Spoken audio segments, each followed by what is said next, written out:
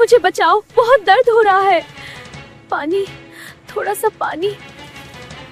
लो, पानी P low. डरो मत, मैं यही हूँ। एक घने अनजान जंगल में विक्रम नाम का लकड़हारा रहता था। हर सुबह जब सूरज की पहली किरण पेड़ों के बीच से झांकती, विक्रम अपनी पुरानी कुल्हाड़ी कंधे पर रखकर निकल पड़ता। लेकिन उसके कदमों में थकान नहीं, बल्कि बरसों पुराना अकेलापन था। घर लौटने पर सिर्फ खाली 4 दीवारें और चूल्हे की ठंडी राख उसका स्वागत करती। कोई नहीं पूछता, दिन कैसा बीता बेटा? कोई नहीं कहता, थक गए हो ना, बैठो। बस पेड़ों की सरसराहट और हवा की सांसें उसके साथी थीं। रात को लेटते वक्त विक्रम कभी कभी छत की ओर ताकता और मन ही मन कहता, क्या कभी कोई आएगा जिसे मेरी तन्हाई छू सके? एक दिन झाड़ियों के पीछे से एक हल्की सी कराह सुनाई दी। विक्रम का दिल धड़क उठा। ये आवाज जानवर की नहीं थी। वो दौड़कर पहुंचा तो देखा एक बेहद सुंदर लेकिन बुरी तरह घायल लड़की पड़ी थी। उसके घावों से खून बह रहा था, चेहरा पीला पड़ गया था, आंखें आंसू से भरी हुई थीं। पानी, बस थोड़ा सा। उसकी आवाज कांप रही थी। उसने अपना पानी का कुप्पा उसके होठों से लगाया। लो, पानी पी लो। डरो मत, मैं यही हूँ। लड़की ने एक घूंट लिया और आंखें बंद कर ली।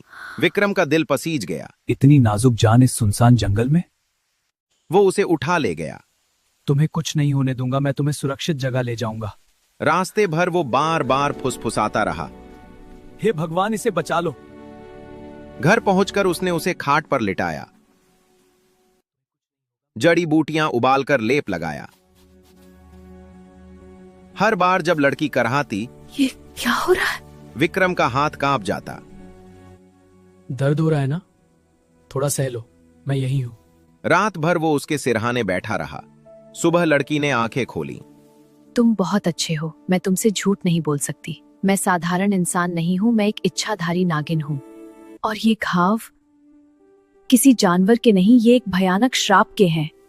मैंने तुमसे सच कह दिया। विक्रम स्तब्ध रह गया। उसकी आंखों में अविश्वास और भय का मिश्रण था।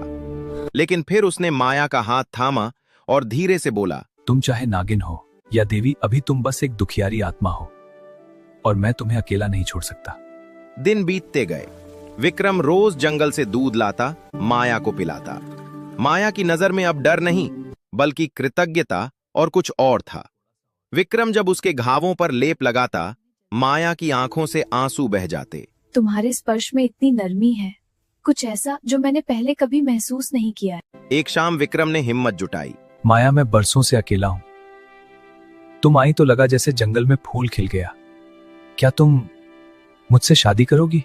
मैं गरीब हूं, कुछ नहीं दे सकता, लेकिन तुम्हें कभी अकेला महसूस नहीं होने दूंगा। हम दोनों के आंसू मिलाकर एक दूसरे का दर्द बांट लेंगे। माया की आंखें भर आईं। विक्रम, मैं एक नागिन हूँ।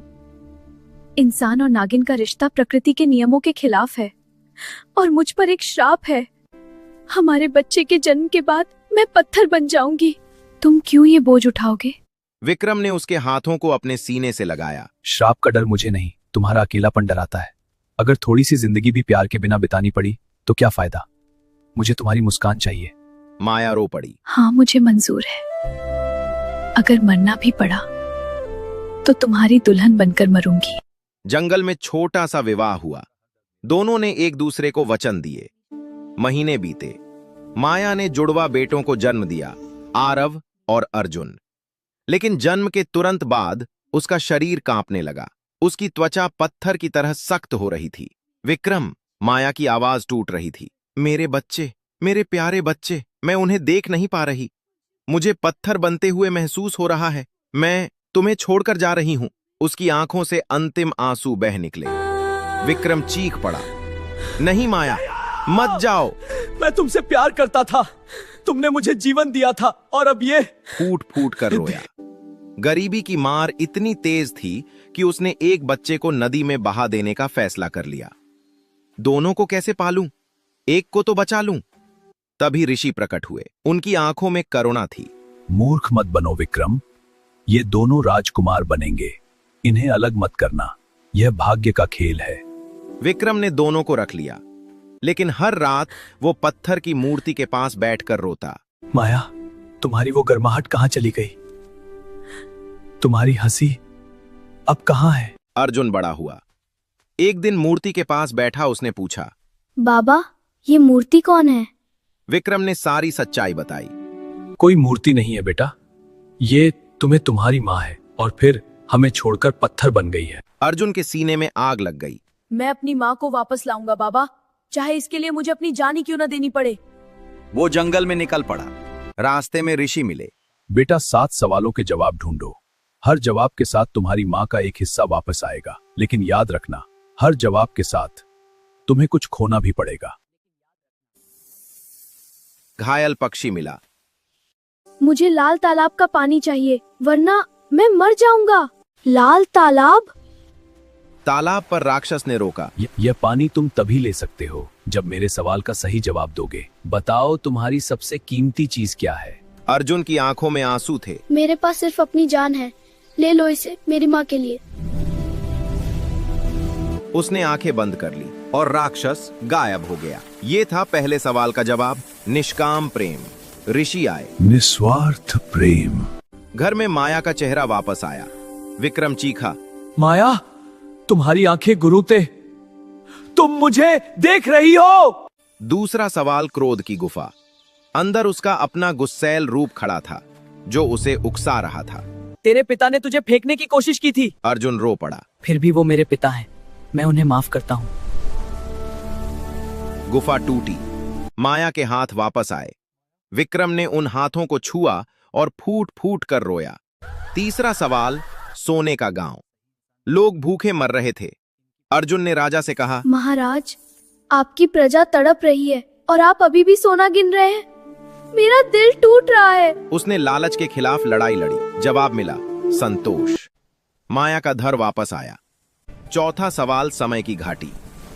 अतीत या भविष्य? अर्जुन ने कहा, मेरा भविष्य ले लो, बस एक पल मेरी माँ के साथ। उसकी आवाज में दर्द था। मुझे मरने से डर नहीं लगता, बस एक बार माँ को देखना चाहता हूँ। माया के पैर वापस आए। वो पहली बार खड़ी हुई और विक्रम को गले लगाकर रोई। पांचवा सवाल, सुंदर भ्रम, धनी माता पिता। अर्जुन ने पानी फेंक दिया। ये झूठ है, मेरी माँ की आंखों में दर्द है, मेरे बाबा की पीठ झुकी है, मैं अपना सच चाहता हूँ। माया की थकान गायब हुई। छठा सवाल, विश्वास की खाई। मुझे अपनी आवाज दे दो। अर्जुन ने आंसू बहाते हुए अपनी आवाज त्याग दी। अब वो गूंगा था, लेकिन मन में चिल्लाया, माँ, मैं आ रहा हूँ। सातवां सवाल, मंदिर में। तुम कौन हो? अर्जुन ने मन में कहा, मैं माँ का प्यार हूँ, मैं आत्मा हूँ। अहम ब्रह्मास्मि। श्राप टूट गया। माया उठ खड़ी हुई, पूरा शरीर जीवित। वो बाहर आई। दूर से अर्जुन आ रहा था, चुप, लेकिन आंखों में आंसू। माया दौड़कर उसके पास पहुंची, उसे सीने से लगाया और फूट फूट कर रो मेरा पड़ी। बेटा, मेरी जान, तूने अपनी आवाज दे दी, अपनी जिंदगी दे दी सिर्फ मेरे लिए। मेरा बेटा, मेरी जान। विक्रम भी आ गया। चारों एक दूसरे को गले लगाए रोते रहे। आरव भी शामिल हो गया। जंगल की हवा में अब सिर्फ हंसी और आंसुओं की खुशी थी। विक्रम ने माया के कान में कहा, मैं अब कभी अकेला नहीं रहूंगा, तुम सब मेरे साथ हो। माया ने अर्जुन के गाल पर हाथ फेरा। तूने मुझे पत्थर से नहीं, अपने प्यार से फिर से जिंदा किया है मेरे बेटे। घर में किलकारियां गूंजने लगीं। प्यार, त्याग और ममता की वो कहानी अब हमेशा जंगल में गूंजती रहेगी। अगर इस कहानी ने आपके दिल को छुआ है तो कमेंट में अपना नाम लिखिए, शायद आपकी कहानी अगली बार सुनाई जाए।